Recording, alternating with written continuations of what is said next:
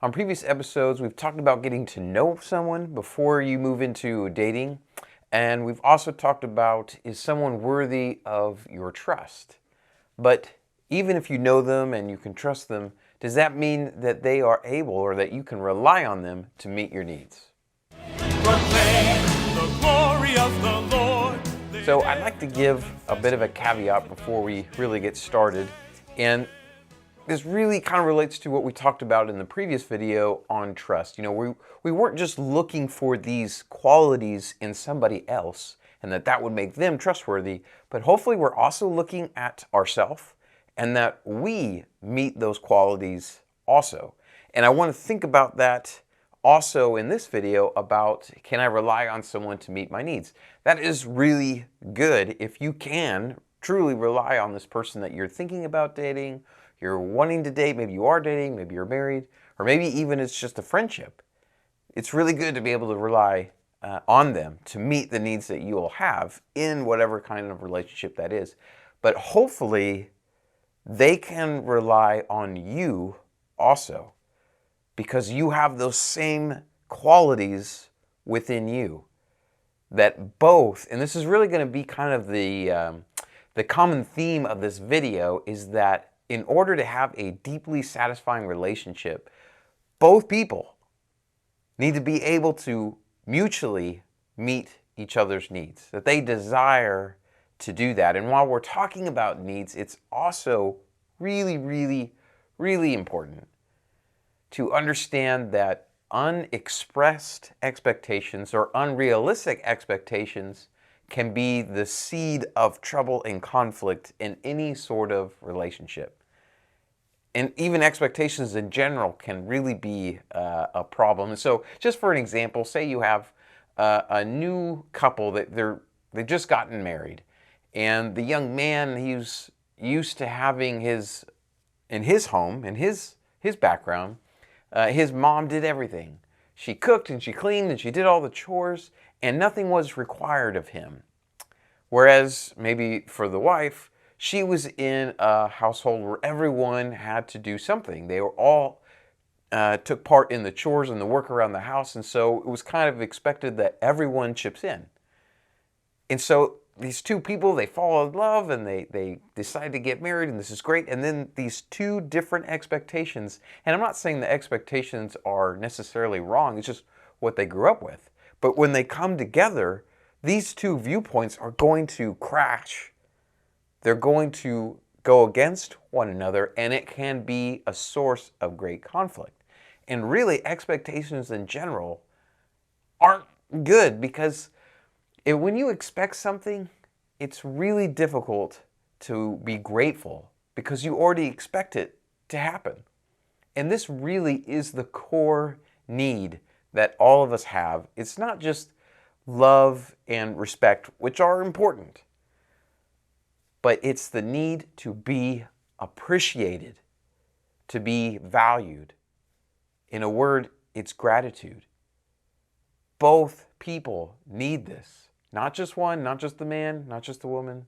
Both need it together. And so we come into this problem which we call polarization. And I'm sure you probably have heard that term a lot you think about today's world and in our politics. But basically polarization, if you're not aware, is where you have two opposing forces. And so in a relationship, when you have two people who can only see their own need and they can't possibly enter into what the other person might need, you have this polarization. It's kind of this power struggle. And it's like two ships just passing in the night because they are so fixed on their own viewpoint that they really miss one another. And this can really destroy the intimacy, the vulnerability, the connection in a relationship. So think about it like this. Some of you might have heard of this book by Gary Chapman called The 5 Love Languages. It's a pretty well-known book, but not everyone has heard of it. And basically in this book, the author talks about these different languages on how we express love and how really we want to be loved. And those 5 things are words of affirmation, touch, receiving gifts, acts of service, and quality time. Those are the 5. And so my wife and I actually, before we got married, we did a couple different personality tests, and this is one of them that we did, and it's kind of fun, it's kind of interesting. But so I was looking at that the other day, and our personality tests were really quite similar. Our top 2 were basically the same, and that's the thing about these 5 love languages, is that you can have a portion of all of them in your character or in your makeup, but usually there's 1 or maybe 2 that come to the top. So I was just going to take the 2 bottom ones and say, just for the sake of this example, pretend that my greatest love language was receiving gifts, which it isn't. It's actually 0 for me. And my wife, Jane, say hers was words of affirmation, which again, it's not. If I am only focused on my own needs, then I am going to love in the way that I want to be loved. And so I want to receive gifts. And she wants to receive words of affirmation. But I'm only giving her gifts because that's how I feel love. That's how I express love. So I give Jane these gifts and these, and over time, she does the same with me, but she's giving me words of affirmation, telling me good things about myself. But neither one of us are actually meeting the other person's needs because we're only focused on ourselves. And over time, this can grow into, maybe they don't really love me. This can grow into bitterness. It can grow into this trench where if you would just meet my needs, I could meet your needs. And we're just totally blind to one another. And this can be really destructive in a marriage or any relationship. The hope is that both parties will realize that they need to meet the other person's need, that they mutually agree, and that they do it willingly, not grudgingly. And this really is the fruit of reliance. It's happiness. When you both decide that this is the greatest desire of my heart is to meet your needs, and I can trust that you will do the same for me. There is a deep, satisfying relationship there. And I kind of think about it in the terms of, in Mark chapter 8, verses 36 through 40, where Jesus is telling the disciples, he wants them to follow him. And he makes this statement about, what does it profit you if you gain everything? If you gain the whole world, but you end up losing your soul in the process, what really did you gain? And he also tells them, if you seek for your life, to gain your life here, you're going to lose your life with me. But if you're willing to lose your life here in this world, you will gain your life with me. And basically what Jesus is telling them, and he's telling us, do not center everything on yourself. You cannot be the center of your view. You need to understand the needs of others. If you can center yourself on your partner's needs, on your friend's needs, whoever that person might be, and they can do the same for you, you will find a great happiness. You'll find trust and vulnerability and security all intertwined together. And the 2 kind of dynamics of this to look out for that could be kind of dangerous or problematic is, I guess it's 2 extremes. One where you are very dependent upon somebody or very reliant on somebody, and you don't really know them and you don't really trust them, but your dependence is way, way up here. I think about my son is 5 months old. I'm not going to go to a grocery store and think, man, I really have to go to the restroom right now, and here's a stranger. Can you just hold my son for me for a few minutes? I'm just going to... No, of course I wouldn't do that. Why?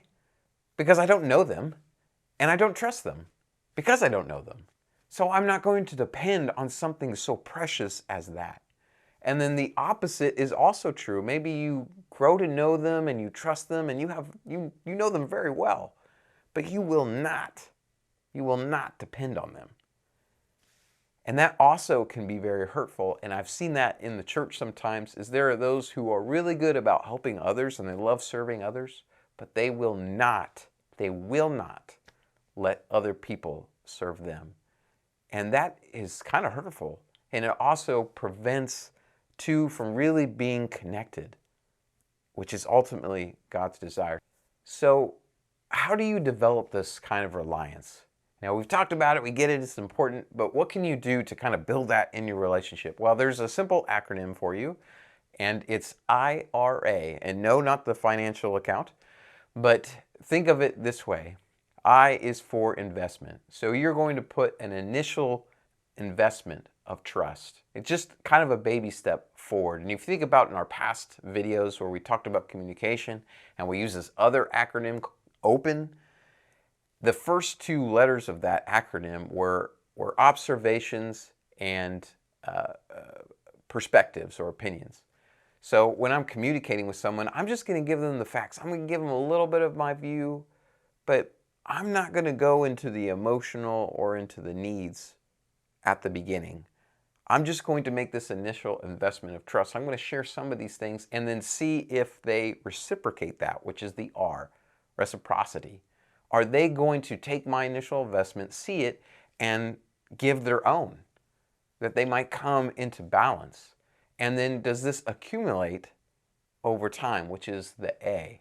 And this is kind of just a small process that you can follow to help build your reliance on someone else or your dependency. And if you really can, depend on them to meet your needs. Because that is one of the elements of a marriage, the love there, is called friendship love, which is your needs met and your life shared.